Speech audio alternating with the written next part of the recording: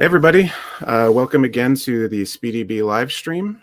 This is a regular live stream that we're going to be doing where we want to cover topics relevant to RocksDB, Speedb, as well as you'll see today, just this general area of interest to study. I wanted to kind of make sure to tell you to go to our YouTube, subscribe there, go to our LinkedIn, because we're going to be doing these regularly. And we want to always bring you this good content. And again, contact us too if you want to be on a future episode. But without further ado, I wanted to get into this week's topic. This week, it's a little different than last week where we had someone give a demo. We're going to have more of a conversation with someone. And I'm joined, first of all, by Guy Meyer, who is the CTO of Speedb. Hi. Hello. But our special guest today is Niv Dayan, who is an assistant professor at the University of Toronto. Before that, he was a researcher at Harvard. His work aims to design, analyze, and implement more scalable data structures for big data systems. So welcome to the live stream. Hi, and thanks very much for having me. Great. So the topic of today's webinar is the rise of LSM-Trees. Why now? And my question is, the rise from what? What was before LSM-Trees? Sure, great. Okay, so I have this nice deck of slides that I'm going to use to have some visualizations to help answering the questions. Okay, so LSM-Trees indeed is widely used data structure. It's used all over the place today, many databases, storage engines, key value stores. This data structure was invented in 1996. Now, before LSM-Tree, we had a data structure that probably a lot of the people in this audience have heard about, probably in a 101 computer science course, and that's called the B-tree. And the B-tree was invented in 1970, and by Rudolf Baer in Germany. And the core reason, the core motivation for designing B-tree in the first place are the way that hard disks work. So in those days, RAM memory was very expensive. So and that still applies today. And so, in a situation where most of your data resides on disk, you really want to start optimizing for the way, for the mechanical properties of a disk drive. And the core two properties of disk drives that are important are that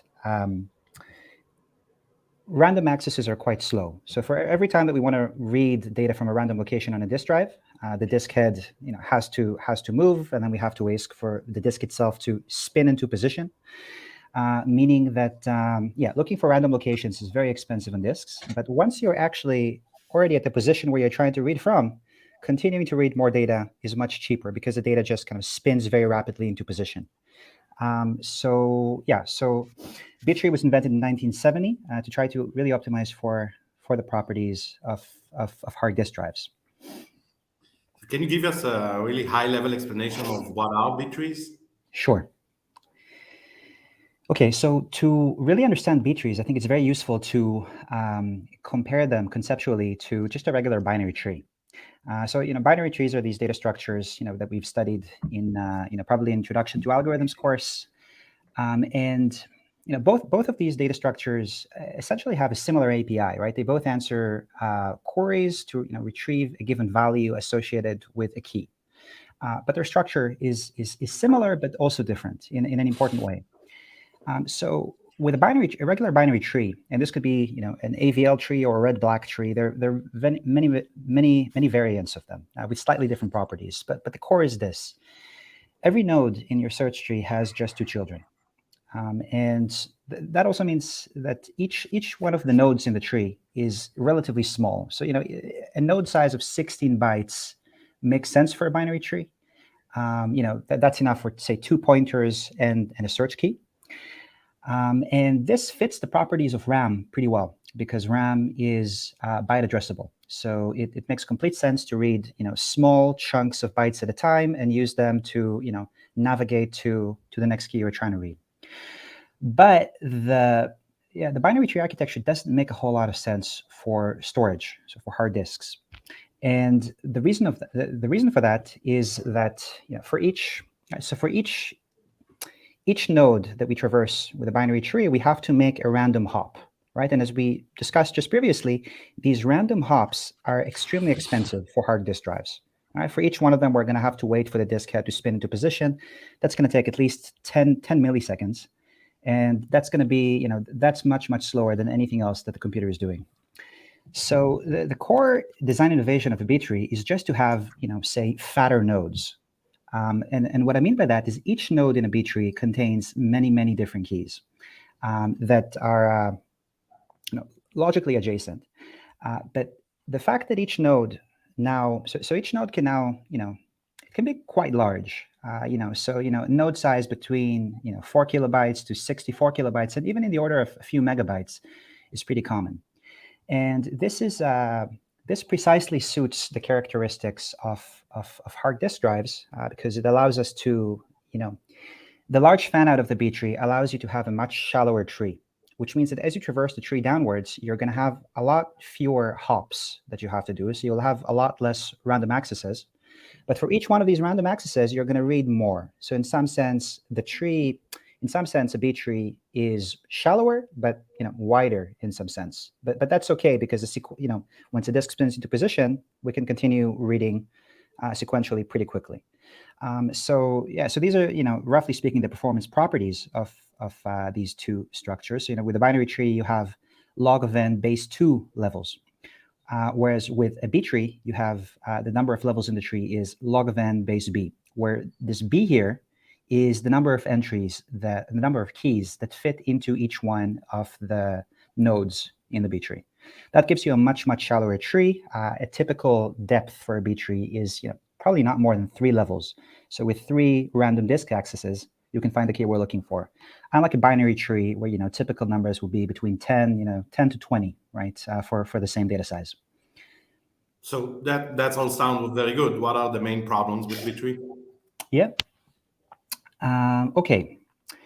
So a really important problem with B trees is that is route amplification. And route amplification refers to the phenomena whereby, and so imagine the application's trying to update one key value entry in storage, and this key value entry can be quite small, right? So it might just be 16 bytes or something, and it resides in one of the pages, the leaf nodes of the B tree. So here I'm marking such an entry in red. The core issue is that for each update we want to do, first of all, we have to traverse the tree to get to the leaf node that we're trying to read from. Then, we have to take that leaf node, read it from the disk into memory, make the update to the given entry we're trying to update, and then write that leaf back to storage. And okay, so where does route amplification come in here? The logical amount of work that the application is trying to do is, just to update or, say insert one small entry. And that entry is typically far, far smaller than the size of a B tree node, which, as we said, has to be quite large.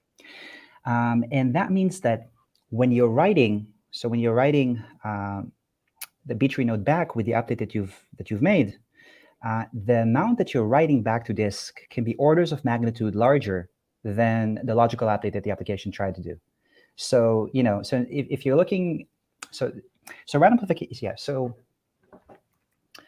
if we're writing a whole block for every small update, it means that we're actually writing to disk, maybe 3 or 4 orders of magnitude more than the size of the update that the application actually tried to make.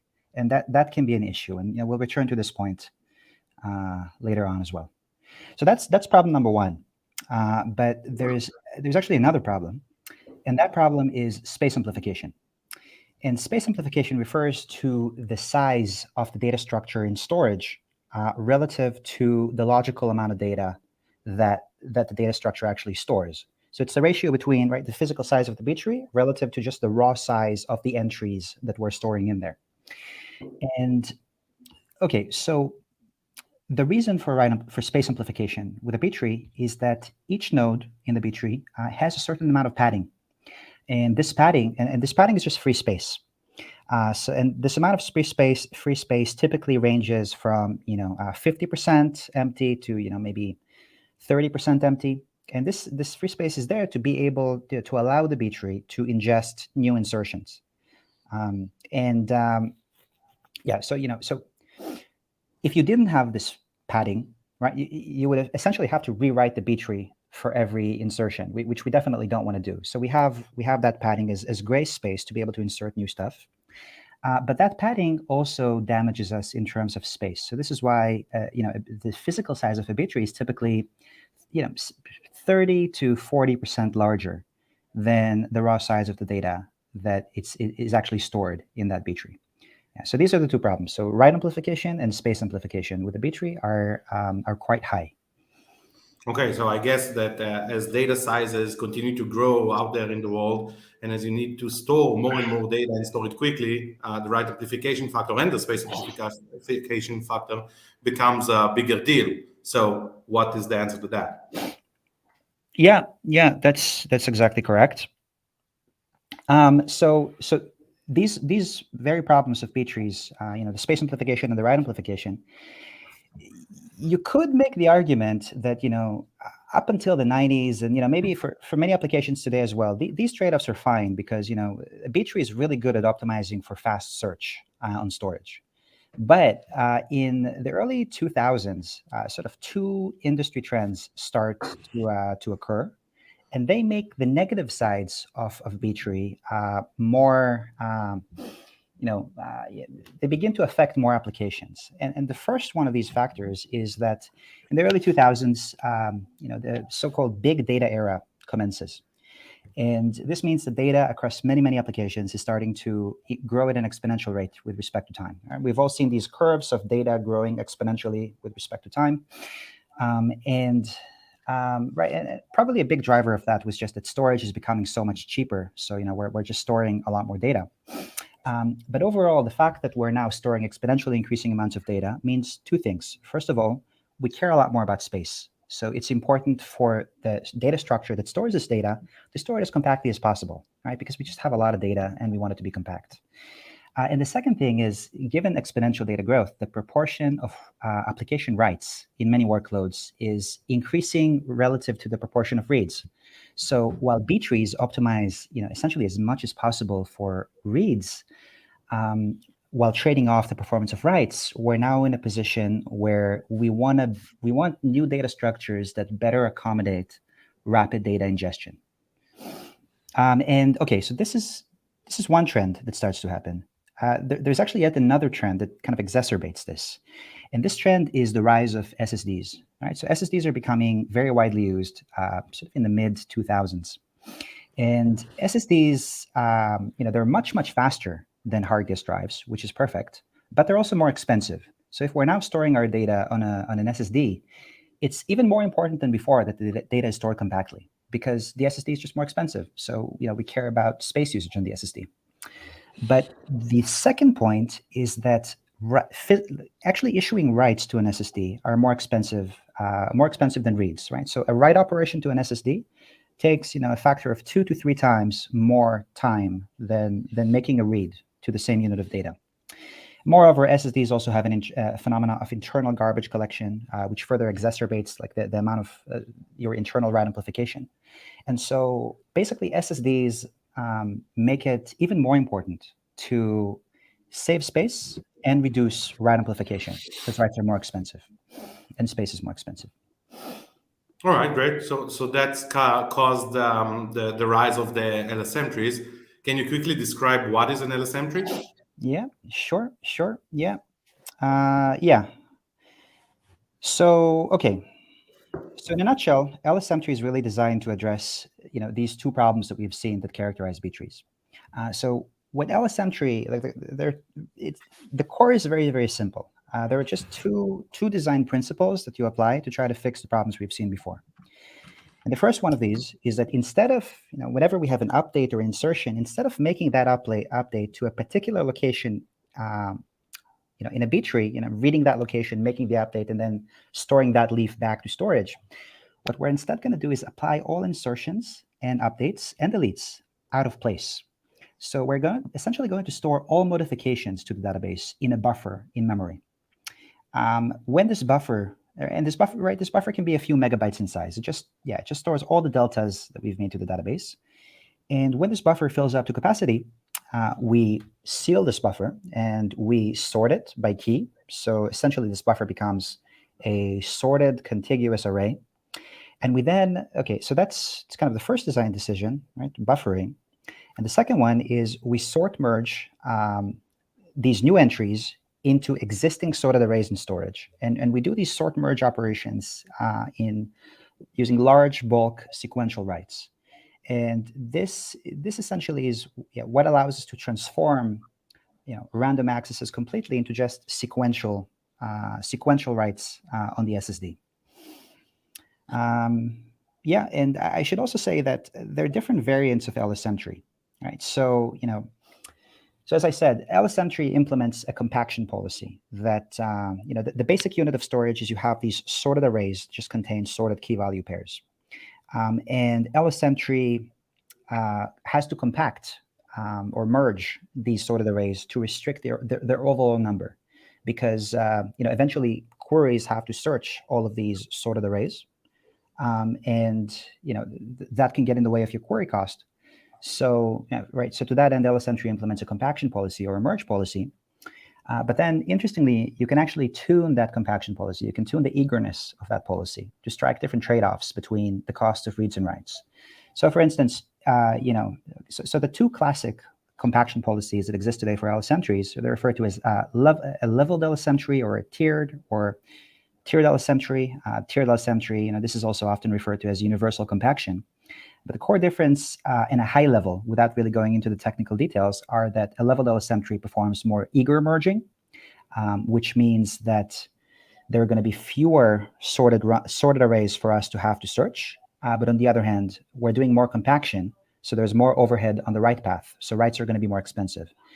On the other hand, with a tiered LSM-Tree, we're more lazy about compaction, meaning that our write cost is going to be lower. Our read cost is going to be higher, though, because there are going to be more runs to have to search. And so this is nice because now you can strike this trade-off for different kinds of applications by varying the compaction policy. Wow, thank you for that. So tie it all together, how does that solve all the B-tree problems you described before? Yeah. Okay. So the first core thing is that now we're no longer doing these random updates to random nodes in our B-tree, right? We're now just buffering insertions and merging them with data that exists in storage. And we're doing these in bulk operations. So, all the storage accesses that we're doing, they apply to multiple entries at a time, which we're merge sorting in large quantities at a time. So, analytically, you can actually analyze, the write amplification of an LSM-Tree. And the write amplification of an LSM-Tree is something like a log of n expression, right? So it increases logarithmically with the size of the data. And this is because every entry on average is merged, once across each one of the levels of the LSM-Tree, and you have log of n levels in the LSM-Tree. But, this is still much, much smaller than, the typical amount of, so overall, what you can do is you can reason about the write amplification of an LSM-Tree as the average number of times that each entry is copied across different levels. And if you do that, you get that log of n expression. But this log of n expression is still much, much smaller than the very large B constant that characterizes write amplification for a B tree, simply because we're just no longer doing these really expensive in-place updates. We're just flushing and merging. So this is the first advantage. So we see much lower write amplification that can be orders of magnitude lower, right? So for an LSM-Tree, a typical write amplification can be between, depending on the design, between maybe 5 and 30, which might seem like big numbers, but a write amplification for a B tree can be in the order of thousands. So it's an order of magnitude reduction. Many people will still say that write amplification isn't a problem with LSM-Trees, and they're right, but it's much less of a problem than it was with B-trees. Okay, so that's the first way in which LSM-Tree helps. And the second way in which it helps is that because LSM-Tree is now only storing these contiguous arrays, there is no padding. Right? B-tree had to have some padding in each one of the nodes to be able to accommodate more insertions. But an LSM-Tree doesn't need that padding because from the point in time that you created one of these sorted arrays, you're already at capacity. Once you've created one of these sorted arrays, it's immutable. It's immutable until you merge it again. So there's just no need for padding. There is another source of space simplification with LSM-Trees. And this is the fact that each one of these different runs can actually contain different versions of the same entry. So in this example, you see that we have 2 runs, and there is some redundancy, right? The smaller array contains some entries that exist in the larger one. But generally, the amount of redundancy is restricted by the exponential growth of the structure. And so the typical kind of space simplification that you would find in an LSM tree is, maybe 10%, which is much smaller than, the 30 to 50% space wastage that we see with B-trees. And just a last point is that the fact that the LSM tree also stores the data contiguously in these sorted runs also lends itself better to compression, because we have more contiguous data that we can just apply. And with more contiguous data, there is more redundancy that you can exploit to decrease the data size. So, you often see different pages of an LSM tree being compressed using schemes like LZ4 or ZSTD, and this works really, really nicely. This wouldn't work as nicely with a B tree, again, because of that padding problem. Okay. So, but it cannot all be perfect. What are the problems with the LSM? Sure. So nothing is perfect. So as we said, the core advantages of LSM-Tree are good write amplification, good space amplification compared to B-tree. The core problem is search cost. So if you take a sort of naive LSM-Tree implementation where, to find a given entry of the LSM tree, we have to search at different levels from smallest to largest. And we have to do that to find the most recent version of an entry. But having to do a search for each one of the levels of the tree can be quite expensive. Excuse me. This is especially true if we're doing, say, a binary search to, search each one of these runs. So, imagine we're doing a binary search for each one of these runs. Each one of these binary searches takes log of n hops in the storage device to find. We have to do that across each one of the levels. And this can take, quite a lot of storage accesses until we find the entry we're actually trying to look for. And this is the core disadvantage. Well, that sounds like a big problem. What is the solution? Okay. So essentially, the solution is to store some auxiliary metadata in memory to allow us to speed up search to storage. And that comes in the form of actually 3 data structures. I'm only showing 2 here. Let's talk about these 2 first, then I'll talk about the third.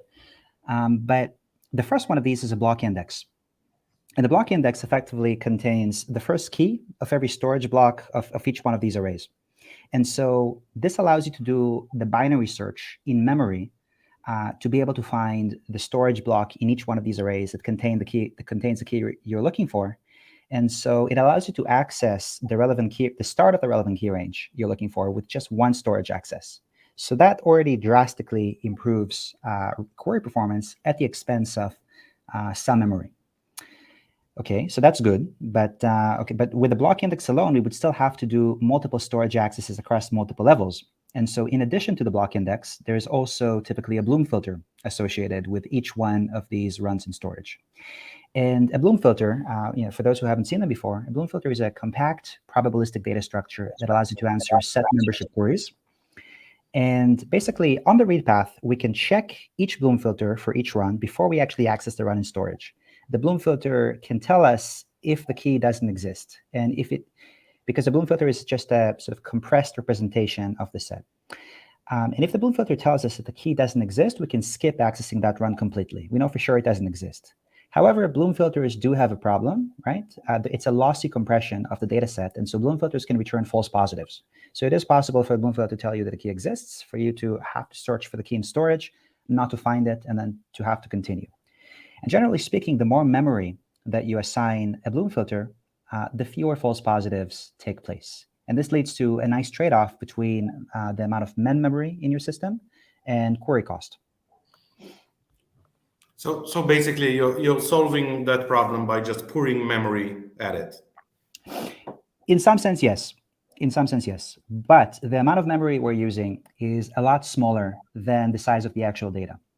So if you look at, in terms of proportions, The size of this metadata in memory that we're using is, maybe 1% of the size of the data in storage. Of course, that depends on all sorts of configuration parameters, but it's approximately that kind of order of magnitude. And for modern systems, it's feasible to have, say 1%. It's feasible to have, say, an amount of memory that's, sort of 1% of the amount of storage that you have, because these are kind of the cost differences between SSDs and memory are also in the order of 2 to 3 orders of magnitude. So this kind of design makes sense economically. And memory has just become a lot cheaper over the past 20 years, and that has made this feasible. So indeed, what we have actually done here is we replaced B-trees by LSM-trees to optimize for storage space amplification and for write amplification. This created the problem of bad search cost, and we've now tackled this problem of high search cost by throwing some memory at the system to try to improve it. And this memory comes in the form of a blocky index and Bloom filters. And this actually creates a nice three-dimensional trade-off between the costs of reads, writes, and the amount of memory that your system is using. This is also a very nice three-dimensional space because now, you can, as you can imagine, you can navigate the trade-off between reads and writes by controlling the eagerness of the LSM-Trees compaction policy. And you can control the trade-off between reads and memory by how much memory you're assigning the different auxiliary metadata structures. And this allows you to nicely navigate the whole three-dimensional space of trade-offs, to best suit whichever application you're running. So LSM-Tree is it's a very, very versatile data structure that enables many different trade-offs. Okay, that's interesting. Thank you. Let me put my Speedb hat for a second and mention at this point that we have developed a slightly different, slightly improved Bloom filter algorithm, Bloom filter mechanism that is widely available in our open source repository. You can have a look there. It improves the memory about 20%. So you can either get 20% less memory with the same false positive rate or 20% less false positive rate with the same memory footprint. And back for the compaction issue, as you very well explained, there is always a trade-off between write amplification, space amplification, and read amplification.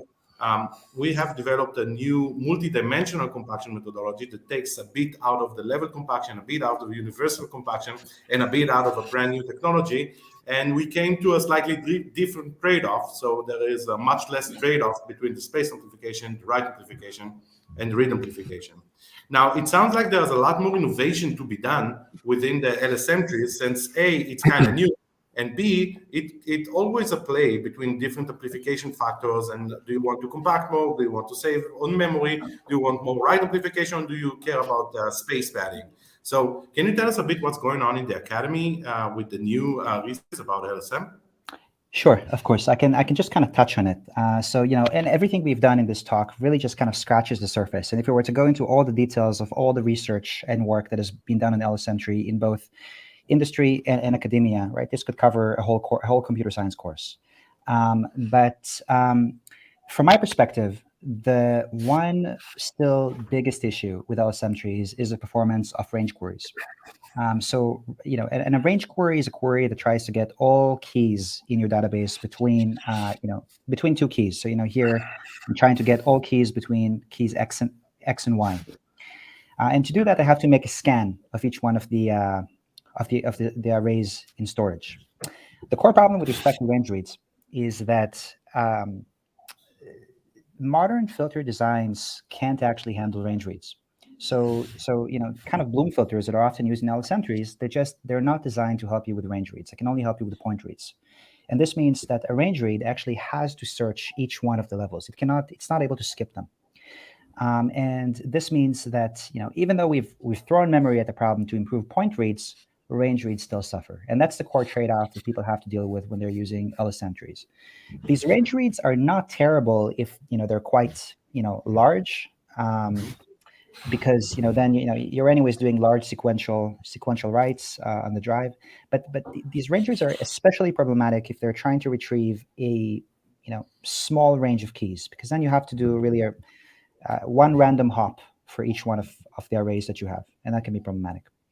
And so there are some very nice recent proposals from academia coming up with various types of range filters. And here I'm showing you two examples. There is a paper called SURF from SIGMOD 2018. SIGMOD is a premier database conference. There's another paper called Rosetta from 2020. What Surf does is it effectively builds a very nicely designed, succinct, compact trie of all the keys in a given run. And this allows you to check for the existence of a key prefix very quickly. So, if the prefix you're looking for in your range doesn't exist, you can rule out the existence of that range in a run and skip it. The Rosetta proposal rather indexes or stores every prefix of every key inside a filter. And this means that you can search for the given common prefixes of the two keys in your range. And this can allow you to rule out the existence of a given entire key range.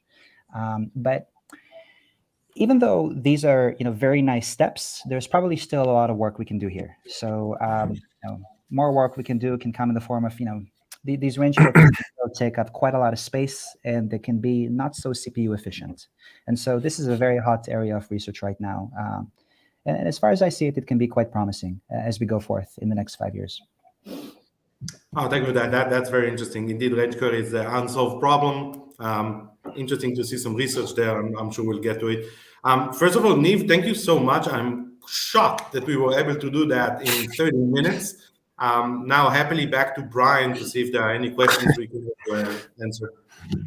Yeah, actually, and just to echo what Guy said, it's definitely the best description I've heard of this topic. So kudos to you on that, and super helpful in learning kind of the foundational stuff.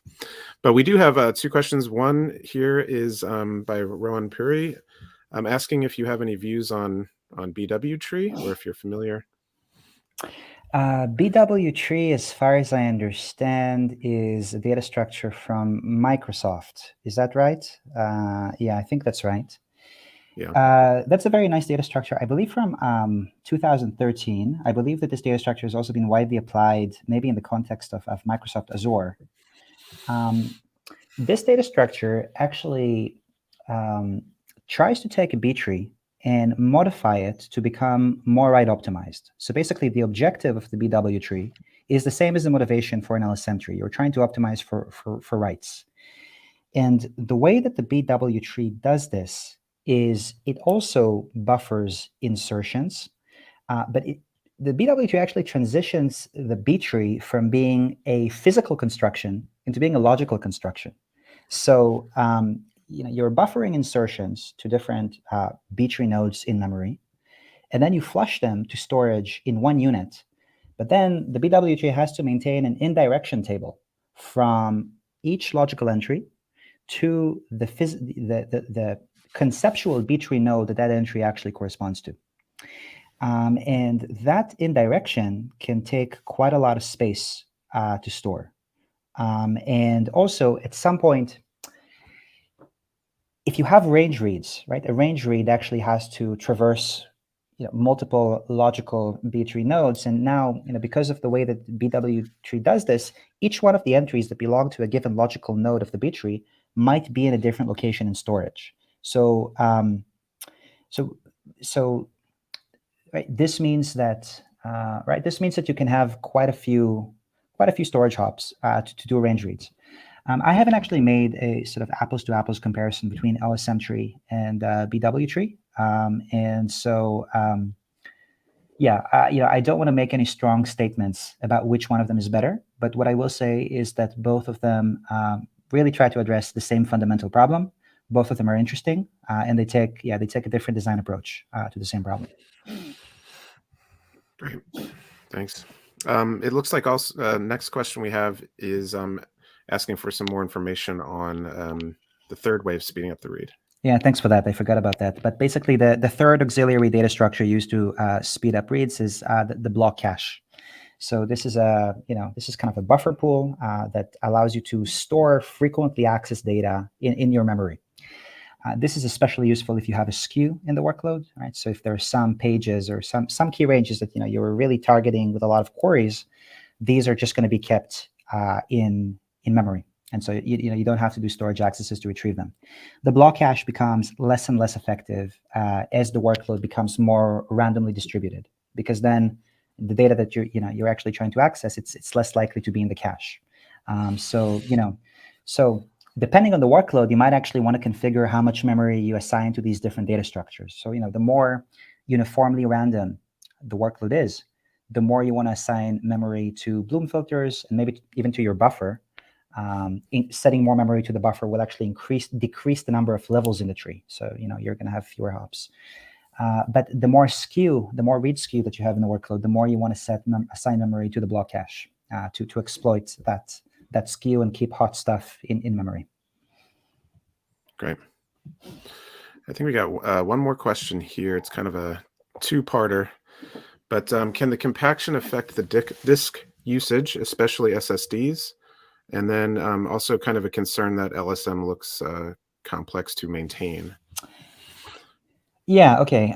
So can compaction affect disk usage? Well, definitely yes, right? So compaction creates its own write amplification problem. Now, as we said, that write amplification is far lower than that of a B tree, but it's still a problem.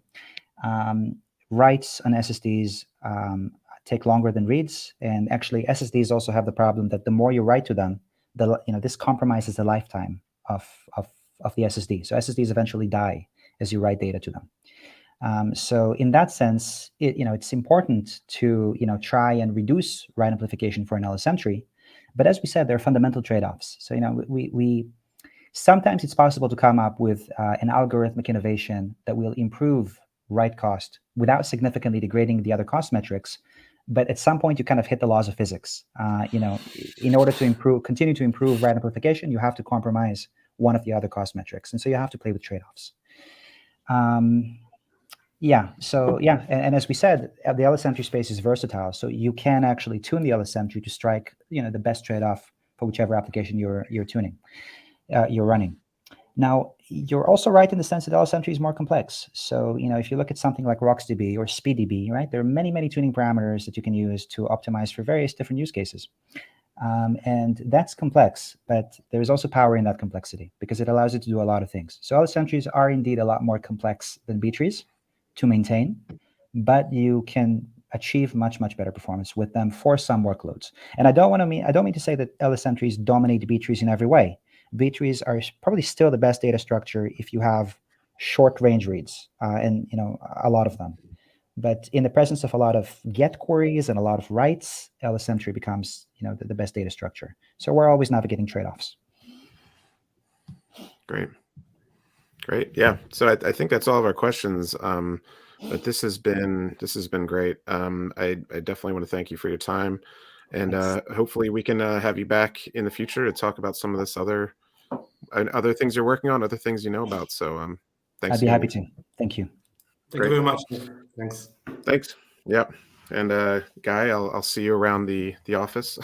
But I'm sure people will see more of you on these live streams. But yeah, I want to thank also everyone for joining, and especially the questions. We're happy to have you on here. Stay tuned. Make sure to follow us on LinkedIn if you don't already. Subscribe to our YouTube because we'll be doing another one of these in about a month's time. So stay tuned on there, and make sure to, of course, also join our community. Check us out. We'll be in the description. We'll put some links down there. So thanks again, and we'll see you next time. Thanks, everyone.